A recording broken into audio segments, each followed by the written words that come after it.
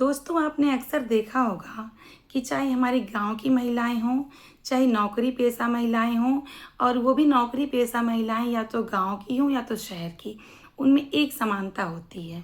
समानता होती है घरेलू कार्यों की।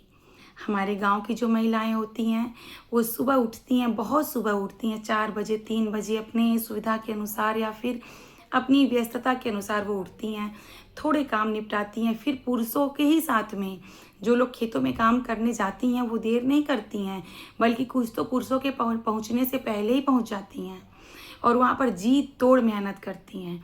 कभी कभी वो पुरुषों से भी अधिक कार्य करती हैं। इस चीज़ को स्वीकार करिए आप लोग, क्योंकि महिलाएं बहुत मेहनत करती हैं खेतों में। पुरुष भी कार्य करते हैं, महिलाएं भी। फिर जब दिन चढ़ जाता है तो पुरुष भी साथ में लौटते हैं, महिलाएं भी साथ में लौटती हैं।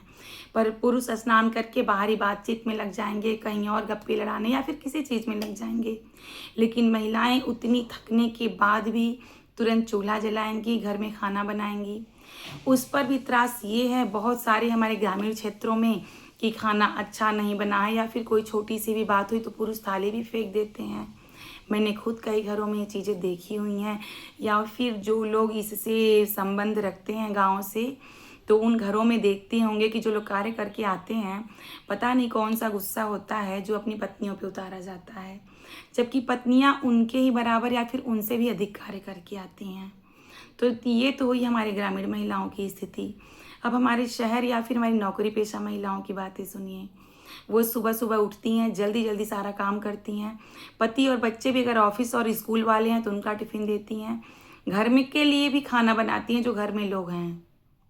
उसके बाद वो अपने लिए रखती हैं, नहीं रखती हैं, बाल बांधते हुए भागती हैं, चाहे स्कूल की नौकरी हो, चाहे किसी मल्टीनेशनल कंपनी में कर रहे हों। क्योंकि कभी कभी तो लोग अपने लिए एक हाउस हेल्प रख लेते हैं, लेकिन बहुत सारे ज्वाइंट फैमिली में हाउस हेल्प रखने की भी इजाज़त नहीं होती है और वो करती हैं।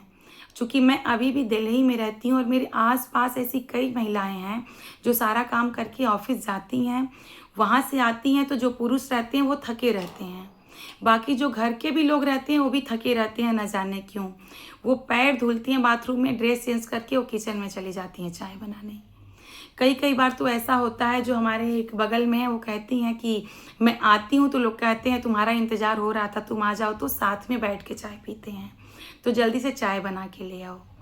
चूँकि साथ में पीना है तो उसी को बनाना है, अकेले पीना है तो इन लोगों को बनाना पड़ जाएगा। तो ऐसी स्थितियों से महिलाएं गुजर रही हैं। कुछ महिलाओं के बारे में हम लोग कुछ भी चीज़ें सुन लेते हैं अपवाद की तरह, या फिर मान लीजिए प्रकृति है, संतुलन बना के ही चलती है, तो हम लोग बहुत सारी चीज़ें लेख लिखने लगते हैं, महिलाओं को इतना दोषी ठहरा देते हैं। मैं ये नहीं कहती हूँ महिलाएं दोषी होती हैं, क्योंकि अगर गलती किसी की भी है तो उसे जस्टिफाई नहीं किया जा सकता है। लेकिन ये जो कार्य करने वाली समानता है ना, ये बहुत दुख की बात है। शारीरिक क्षमता एक लेवल तक होती है। महिलाओं के पैर दर्द करना, कमर दर्द करना, उनको इतनी तकलीफ़ें हो जाती हैं एक टाइम के बाद कि वो चीज़ें फिर हास से उपहास के श्रेणी में आ जाती हैं। अरे तुम्हारा तो हमेशा ये हुआ रहता है, वो हुआ रहता है। उन्हें आराम कितना मिलता है, इस चीज़ों को आप लोग भी सोचिएगा और गौर करके देखिएगा। और प्रयास करना चाहिए कि अगर स्त्री नौकरी पेशा है या फिर महिला खेतों में कार्य कर रही है, तो जो लोग घर में बचे हुए हैं वो लोग थोड़ी हेल्प कर सकें। और नहीं कर सकते हैं, सिर्फ पति ही हैं, तो वो भी मिल के करवा सकते हैं। इसमें कोई शर्म की बात नहीं है, क्योंकि साथ हमारी पत्नी या फिर पति ही देंगे, दूसरा कोई नहीं आएगा। इसलिए अपनी फैमिली में, अपने परिवार में समानता बनाकर रखना चाहिए।